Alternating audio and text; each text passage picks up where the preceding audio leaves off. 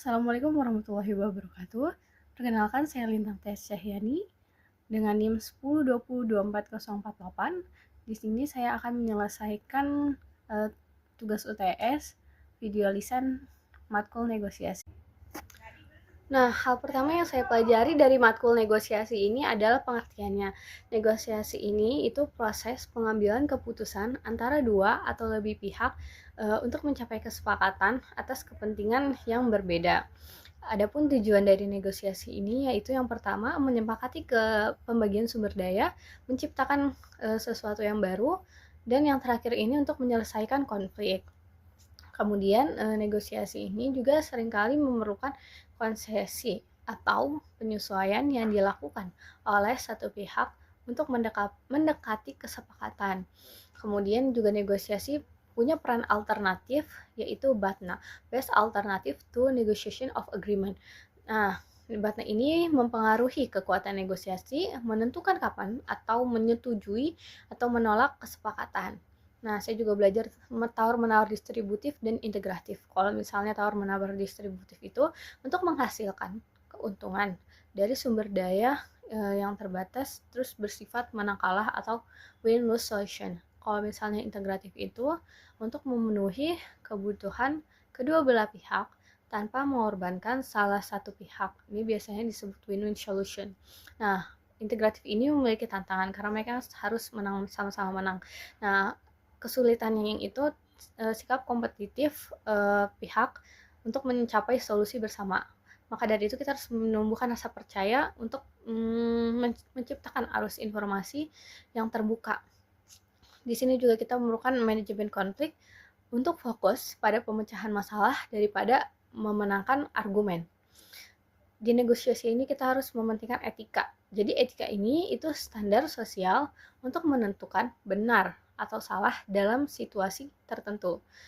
Etika ini penting yaitu untuk membantu dalam membuat keputusan yang bertanggung jawab dalam negosiasi. Perilaku etis ini bisa dilihat ketika seorang negosiator harus mengenali kapan dan bagaimana mempertimbangkan aspek etis dalam setiap keputusan. Nah, saya juga di sini belajar persepsi dan emosi. Persepsi ini di mana individu memahami dan memberikan makna terhadap situasi dalam negosiasi.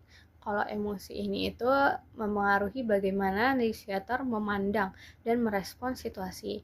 Emosi ini bisa positif maupun negatif. Kalau emosi positif itu dapat meningkatkan kerjasama. Kalau misalnya emosi negatif itu biasanya memicu konflik.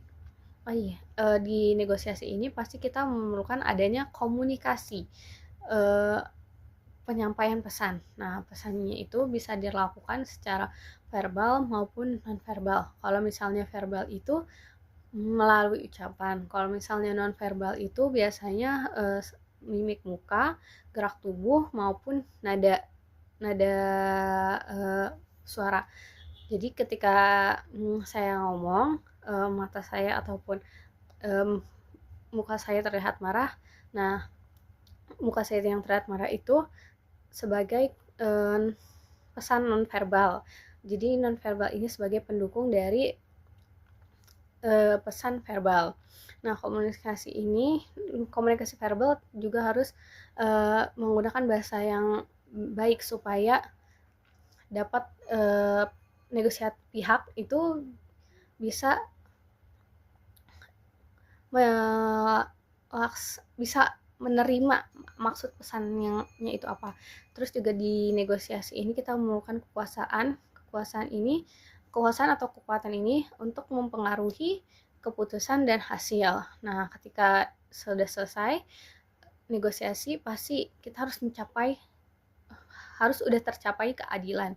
Nah, keadilan ini penting dalam menjaga hubungan yang sehat dalam negosiasi supaya tidak terjadi konflik atau keributan yang terjadi setelahnya maupun sesudahnya.